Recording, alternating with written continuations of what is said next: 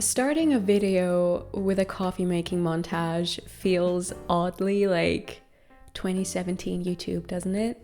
Today we're doing a classic what I eat in a day, but not so classic because I'm going to be using your guys' recipes. You sent in so many via Instagram. Very overwhelmed by all the messages. I thought I was going to get like 4. But it's not just ideas or suggestions from you guys, but actual step-by-step recipes. Some people even sent in emails, and all the ones that I'm not going to be using today I have saved somewhere, and I will maybe include them in future videos. I could even technically do a whole what I cook in a week with that. Something to think about. But for now, I'm gonna make something savory for breakfast. Oh, and thank you to Squarespace for making this video possible. For breakfast, I chose this DM here. It describes a vegan take on a classic Turkish breakfast called menemen. First, I chopped up these green peppers here that I got from the Turkish food store, making sure to remove all the seeds, which there's a lot of them. I ended up having to use water to help me.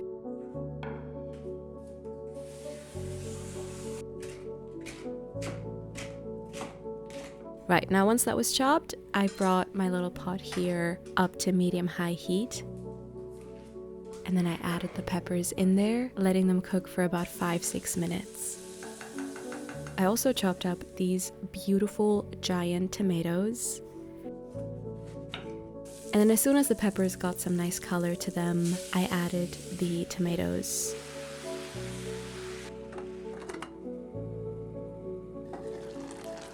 Next, I added salt and pepper and a block of firm tofu, just crumbling that in there with my hands.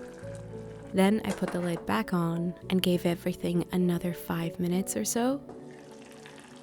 This wasn't in the recipe, but I also added some spring onion.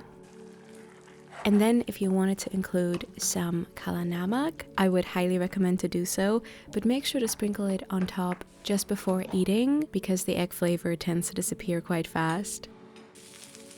I'm not the biggest savory breakfast person, but this meal in particular is so light and simple. It's definitely something I would like to have in the morning again. Yeah. Then I had to go run some errands. I went to a friend's house to pick up this tripod and a projector. And then I also went to the coffee shop to print some stuff. For lunch, I chose this recipe, which is for potato chickpea rösti. These turned out so much better than I had expected because hash browns and we don't have the best history. Yeah, they've fallen apart for me many a times, but this recipe works really well. First, you peel the potatoes and then you shred them using a cheese grater. Next, you try and wring out the potato shreds in order to remove some of the excess water. Bring a non-stick skillet with a good amount of vegetable oil to medium/medium-high heat. Then in a large mixing bowl, you place the shredded and now hopefully less watery potatoes, plus some chickpea flour, some vegetable broth powder, some nutritional yeast, also some salt and pepper. Mix it all up. And then the DM suggests to add some sort of vegetable. I just added some spring onion. The one thing I'm confused about regarding this recipe, and maybe the person who sent this to me can explain, but now the recipe says to add in water again. Maybe you need a bit of liquid for the chickpea flour to like hold on to something. I'm not sure, but this recipe works, so I'm not gonna question it. And now on to frying the hash browns. Cook these bites for about 3 minutes on each side.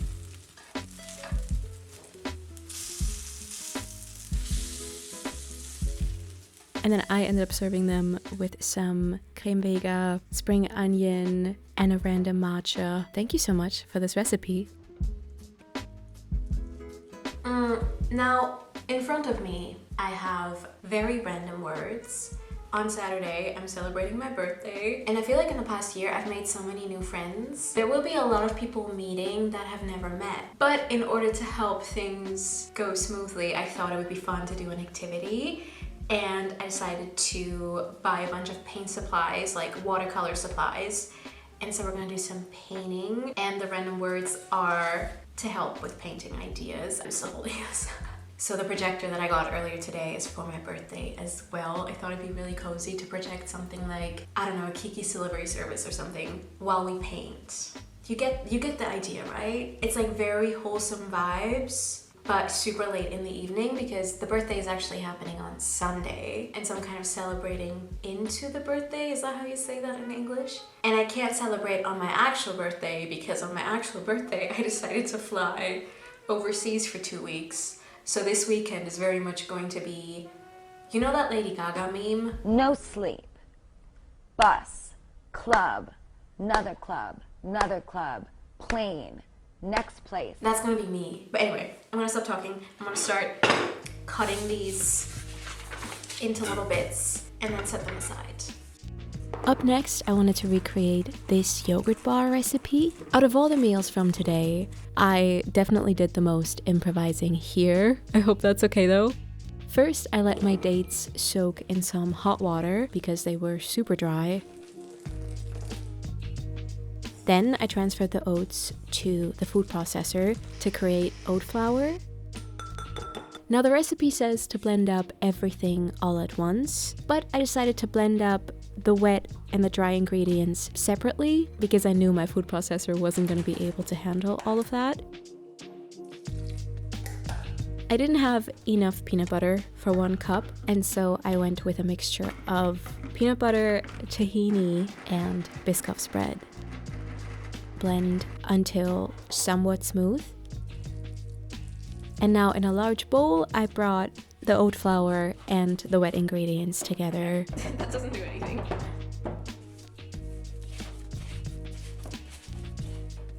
And now this is going to be the first layer. Press down the mixture tightly.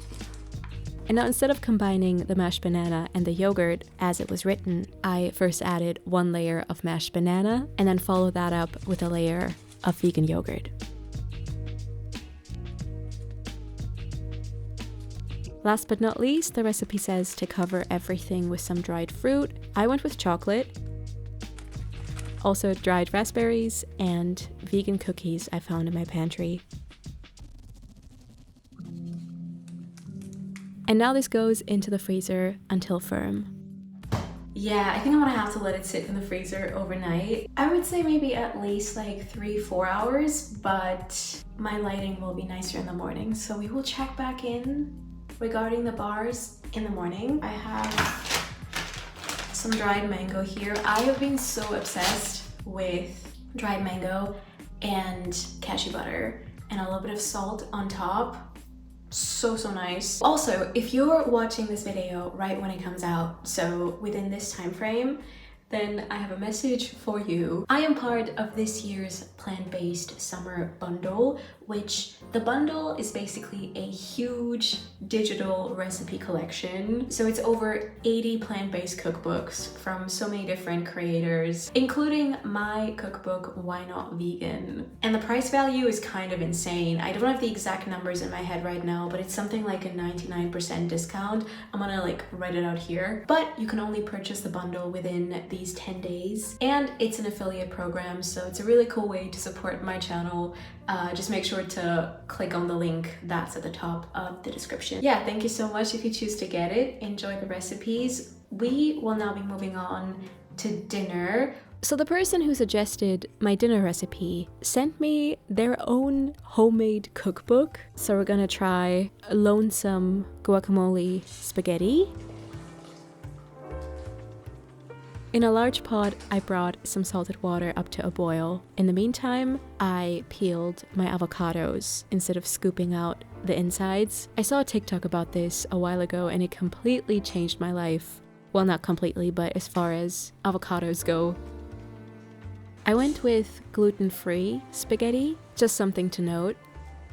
I mashed my avocados and then squeezed some fresh lemon juice on top. Then I also added salt and pepper to taste.